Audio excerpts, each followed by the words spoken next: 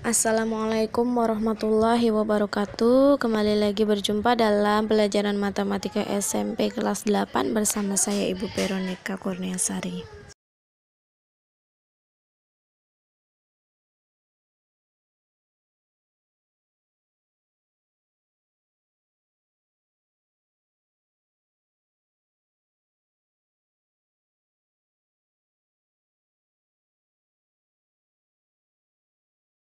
Oke, ini profil saya, nama lengkap, gelar, pengampu, mapel, dan alamat. Sudah tertera di situ semua? Oke.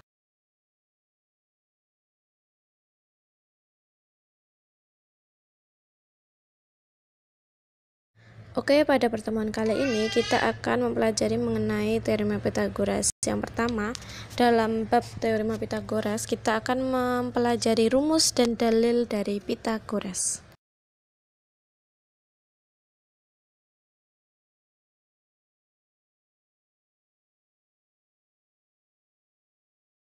Oke, yang pertama kita akan pelajari. Pertama kita harus mengidentifikasi segitiga siku-siku.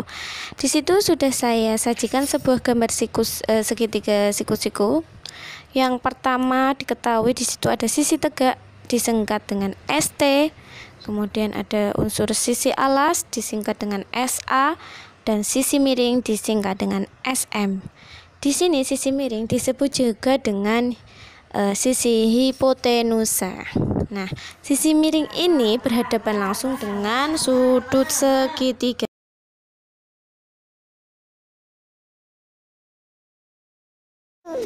Oke, pada slide ini ada satu buah latihan soal. Di situ sudah saya sajikan gambar segitiga siku-siku dengan masing-masing sisinya yang sudah saya lambangkan dengan huruf kecil, ada P, Q, dan R. Sekarang identifikasilah unsur-unsur dari segitiga siku-siku di samping sesuai dengan materi pada slide sebelumnya.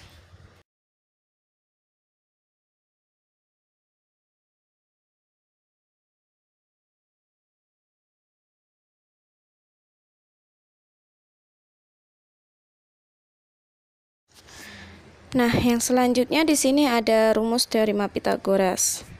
Di sini sudah saya sajikan sebuah segitiga siku-siku lancip dengan unsur A, B, C.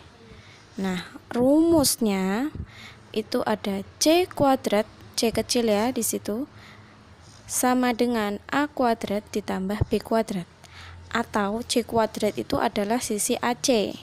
Berarti C kuadrat sama dengan AC kuadrat. Ya.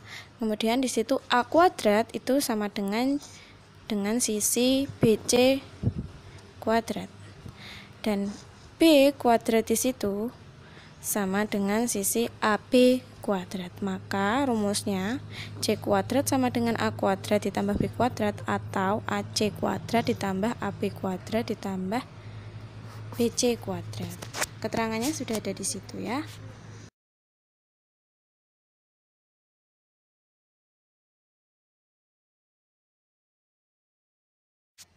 Oke, selanjutnya ada dalil Pythagoras. Di sini merupakan rumus turunan dari Pythagoras.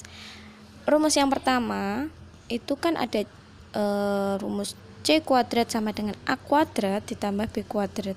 Kalau dicari C-nya saja, maka A kuadrat dan B kuadratnya itu diakarkan. Kemudian yang bawahnya, kalau A kuadrat sama dengan C kuadrat dikurangi B kuadrat, maka untuk mencari A saja itu menggunakan rumus C kuadrat min B kuadratnya diakarkan.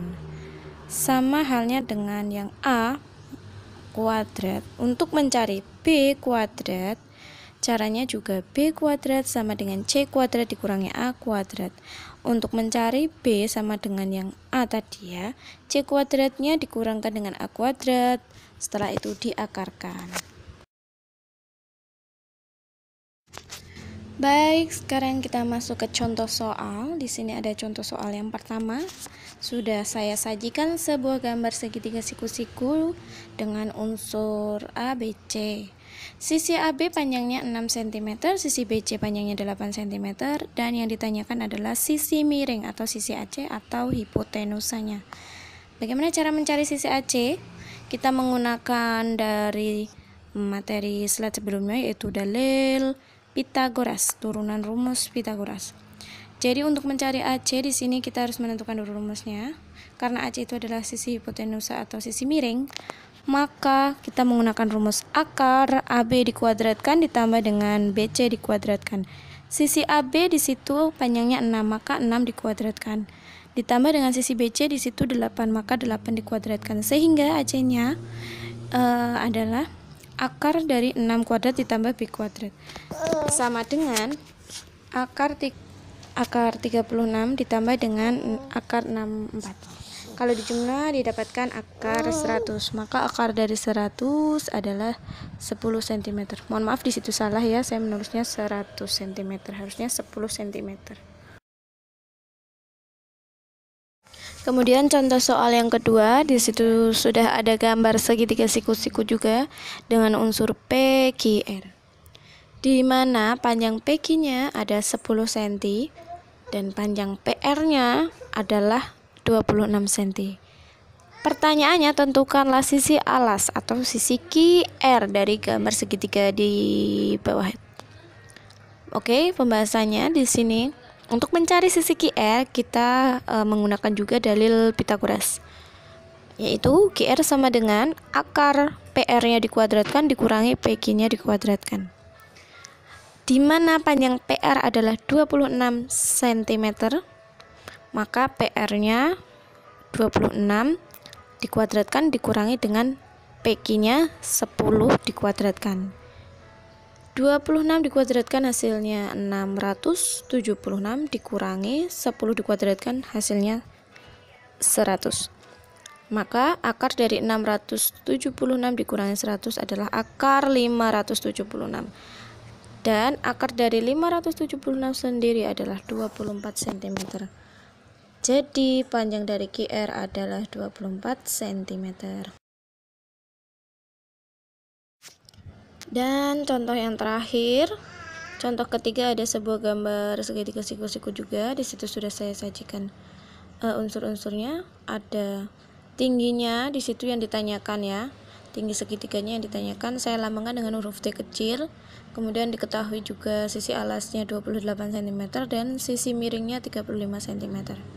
Untuk mencari tinggi dari segitiga tersebut menggunakan rumus akar sisi miring kuadrat dikurangi dengan sisi alas dikuadratkan. Maka di situ T sama dengan sisi miringnya di situ 35, maka 35 dikuadratkan dikurangi dengan sisi alasnya 28 dikuadratkan, kemudian diakar. Kuadrat dari 35 itu adalah 1225 dikurangi dengan kuadrat dari 28 yaitu 784. Kemudian diakar. Sehingga hasilnya T sama dengan akar 441. Akar 441 itu adalah 21 cm. Jadi tinggi dari segitiga tersebut adalah 21 cm. Oke, sampai sini cukup penjelasan dari Bu Vero. Jika ada yang kurang dipahami silahkan diulang lagi, diputar videonya dan disimak dengan baik.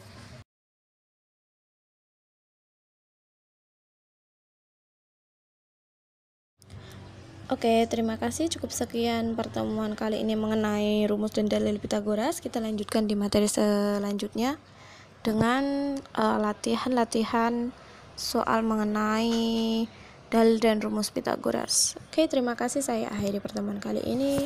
Wassalamualaikum warahmatullahi wabarakatuh.